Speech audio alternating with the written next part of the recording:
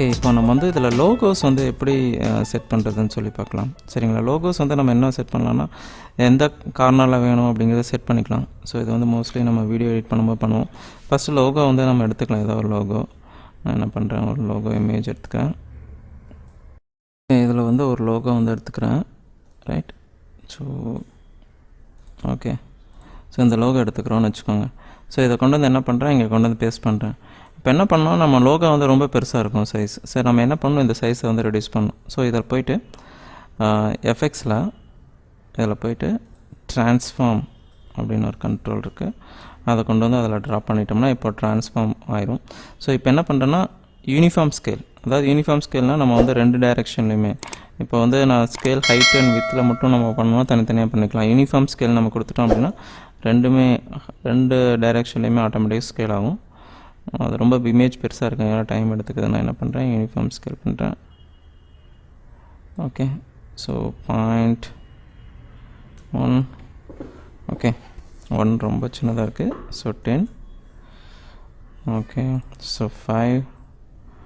Okay, so இப்போ நம்மளுக்கு எங்கே வேணும், இந்த கார்னரில் வேணும். ஸோ நான் என்ன பண்ணுறேன், இதில் போய்ட்டு இதோட பொசிஷன் வேல்யூ இருக்குது. ஆங்கர் பாயிண்ட்டுங்கிறது வேறு, பொசிஷன் வேல்யூங்கிறது வேறு. ஆங்கர் பாயிண்ட்டுங்கிறது இதோட சென்டர் பிவோட். ஸோ இது எந்த சைடில் மூவ் ஆகணுமோ அப்படிங்கிறது. ஸோ பொசிஷன் வேல்யூ இது வந்து எக்ஸ் டைரெக்ஷனில் என்ன பண்ணுறேன், மூவ் பண்ணுறேன். தென் ஒய் டைரெக்ஷனில் கீழே மூவ் பண்ணிக்கலாம்.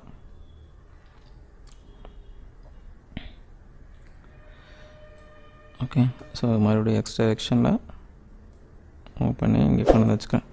ஓகே, ஸோ இப்போ என்ன ஆகுனா, சில சமயம் லோகோ நம்ம வைக்கும்போது வாட்டர் மார்க் மாதிரி வைக்கிறோம். அதாவது இது வந்து தெரியணும், பட் ரொம்ப லைட்டாக தான் தெரியணும் அப்படின்னா இதோட ஒப்பாசிட்டி என்ன பண்ணிடணும், கம்மி பண்ணிக்கலாம்.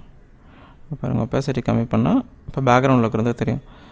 இப்போ பாருங்கள், இங்கே போனீங்கன்னா இங்கே லைட்டாக தான். ஸோ ஓகே, இந்த லோகோ வந்து இதோட முடிஞ்சிருச்சு இல்லையா. நான் என்ன பண்ணுறேன், கிளிக் பண்ணி லாஸ்ட் வரைக்கும் ட்ரா பண்ணிக்கிறேன். இப்போ பார்த்தீங்கன்னா லாஸ்ட் வரைக்கும் தெரியும். ஸோ லைட் ஒப்பாசிட்டியோட தெரியும். ஓகே, ஸோ இதை வந்து நம்ம ஒப்பாசிட்டி நம்ம கம்மி பண்ணுறதுனா கம்மி பண்ணிக்கலாம். இல்லை ரொட்டேஷன் வேல்யூ சேஞ்ச் பண்ணனாலும் சேஞ்ச் பண்ணிக்கலாம். ஓகே, ரொட்டேஷன் பண்ணணும்னா பண்ணிக்கலாம். ஆக்சுவலாக லோகோ ரொட்டேட் பண்ண தேவையில்லை. நம்ம என்ன பொசிஷனில் வச்சுருக்கோம், என்ன பொசிஷன் வச்சுக்கலாம். சப்போஸ் வந்து இதை அனிமேட் பண்ணணும் அப்படின்னா அனிமேட் பண்ணலாம். ஸோ அனிமேட் பண்ணுறதுக்கு இப்போ வந்து நம்ம இங்கே பண்ண வேல்யூ இங்கே வந்து எல்லாத்துக்குமே பார்த்திங்கன்னா அனிமேஷன் பண்ண முடியும். ஸ்கேல் பண்ணுறதுலேயே நம்ம அனிமேஷன் பண்ணலாம். நான் வந்து ஒவ்வொரு டைம் வந்து நம்ம லைட்டாக பெருசாக சின்னதாகணும் அப்படின்னா இதை வந்து நம்ம அனிமேஷன் கொடுத்துட்டு பண்ணணும். ஓகேவா, நான் டைட்டில் அனிமேஷன் நெக்ஸ்ட்டு இதில் பண்ணி காமிக்கிறேன். ஸோ இதில் வந்து நம்ம என்ன பண்ணலாம், லோகோ வந்து இங்கே வந்து நம்ம பேஸ்ட் பண்ணிக்கலாம். அதை ஒப்பாசிட்டியும் நம்ம கம்மி பண்ணிக்கலாம். ஸோ இந்த மாதிரி எந்த இமேஜ் வேணால் கொண்டு வந்துக்கலாம். சப்போஸ் வந்து ஒரு பிக்சர் வந்து இங்கே பாக்ஸ் டைப்பில் க்ரியேட் பண்ணி கொண்டு வரனாலும் அதுக்கும் நம்ம ட்ரான்ஸ்ஃபார்ம் டூல் கொடுத்து அதை வந்து நம்ம சைஸ் கொண்டு வந்து வச்சுக்கலாம். ஓகே, இந்த வீடியோ உங்களுக்கு பிடிச்சிருக்குன்னு நினைக்கிறேன்.